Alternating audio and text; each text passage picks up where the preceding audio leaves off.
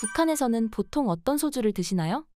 북한에서 기본 먹는 게 한 23% 정도가 돼요. 프로수각인데 김정은이가 그 전부터 김정일이랑 북한에도 유명한 술을 하나 만들라 그랬거든요. 북한에 유명한 술이 없는 거예요. 가만 보니까 자기 나라를 대표하는 술이 없는 거예요. 대한민국도 있잖아요. 다 있는데 탄생한 게 평양 소주에 평양술 이거 마셔보신 분도 계실 거예요. 그래서 그 평양술이 좀 좋다고 생각을 해요. 그러니까 북한의 술은 일반적으로 곡주예요. 옥수수를 해가지고 술을 만들거든요. 거기다 명칭을 붙이는 건 기본 어떻게 붙이나 그 지방에 유명한 샘물들이 있잖아요. 샘. 그 물을 가지고 누룩을 잡고 술을 만드는 거예요. 그러니까 그 샘이 나눈 지방의 이름이 술의 명칭이 되는 거예요. 그러니까 뭐 중화곡주, 강소, 뭐 약주 이렇게 나누는 게 강소지대에 나눈 뭐 샘물, 중화에서나 샘물 이루어지 만들었다. 그렇게 돼서 명칭들이 다 바꿔지는 거예요. 한국 소주와 북한 소주를 비교하면 어떤 차이가 있을까요?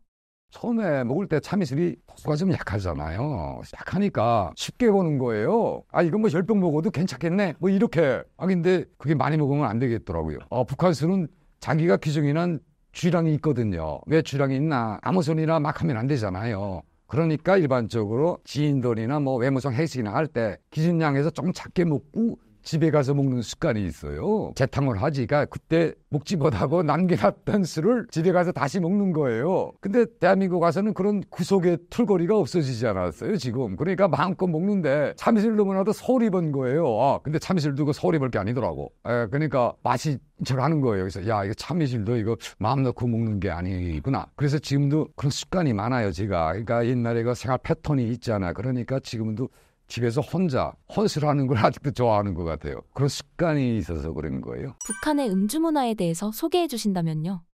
자, 고해충의 음주 문화에서 이야기해 드리는 게 나을 것 같아요. 그러니까 보편적으로 북한에서는 식당도 가고 집에서도 술을 많이 먹잖아요. 대부분의 부분들이 북한인 주민들이 집에서 먹는 걸 더 선호해요. 식당에 가는 문화가 좀 이렇게 좀 좁거든요. 그래서 집에서 먹는데 집에서 먹을 때는 술 문화가 어떻게 변화가 됐나. 기존에는 이렇게 대한민국 오니까 그걸 느꼈어요.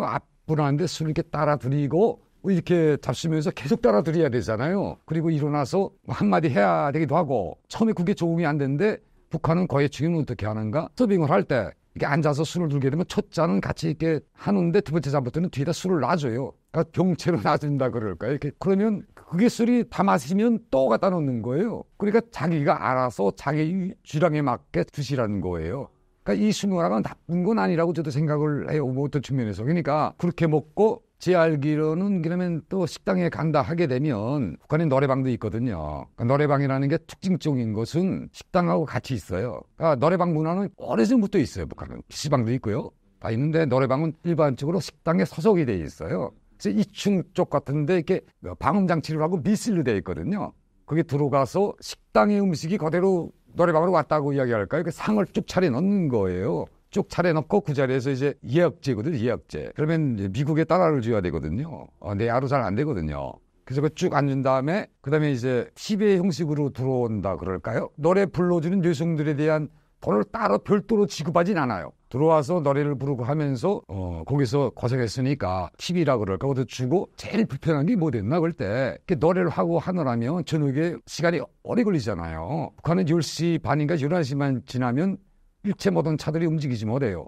야간 통장이 필요하거든요. 평양 시내에서 야간 택시를 이용해야 되거든요. 북한에 야간 택시가 있어요. 그러니까 택시를 이용해가지고 아가씨들을 집까지 데려다 주셔야 되는 거예요. 그러니까 이제 같이 식사하시는 분들이 있다가 방향별로 집이 다 틀리니까 그 아가씨들이 집 어디 가는가 물어보고 같이 이렇게 데려다 주던지 혹은 국제기구차를 부르거든요. 국제기구차가 모든 차들이 다 외무성에서 소개되어 돼 있거든요. 말하자면 권한을 좀 쓰는 거지. 그 기구차 좀 오라. 기구차는 밤에도 막 외국인 차니까 거기다 타고 가기도 하고요. 제가 이게 높은 급수는 아니에요. 내 레벨에서 먹던 수준을 이야기해 드리는 거예요. 뭐 초대소 가서 뭐 먹고 이런 건 아니고요. 북한에 있는 당 간부와 친한 사람이 있으셨나요? 북한의 외무성에는 외무성 들어올 때부터 시작해서 북한 노동당이나 기득권층하고 연기가 없는 사람이 한 명도 없어요. 그래서 북한 외무성에는 이런 격언이 있어요. 일단 북한 외무성에 들어왔으면 그분들을 대할 때 함부로 대하지 말라. 그게 이게 북한 외무성에도 기사님도 계실 거고 고상부처들이 있을 거 아니야. 그분들도 함부로 대하면 안 돼요. 그 뒷 배경이 누군지 모르거든요. 밀어주는 분이 왜? 외무성까지 들어왔을 때는 제가 잘나고 똑똑해서 들어간 사람이 한 명도 없거든요. 그렇기 때문에 거기 있는 분들이 모든 분들이 북한 노동당에 다 연줄이 있다고 생각하시면 됩니다. 한번 일을 대드리면 사상투쟁회의라는 걸 했어요. 북한테 사상투쟁회의를 해요. 분기마다 했는데 최린이라고 지금 북한 노동당에서 높은 직위에 올라갔어요. 그때는 북한 노동당에서 외무성 담당 당생활 지도과에 있었어요. 과장이 됐어요. 그래서 당 사상투쟁회를 지도하는데 한 명이 있을 거예요. 주체 비판하는 사람이 하나 있을 거 아니에요. 그러니까 이 과장이 저런 사람이 어떻게 외무성에 있을 수 있어?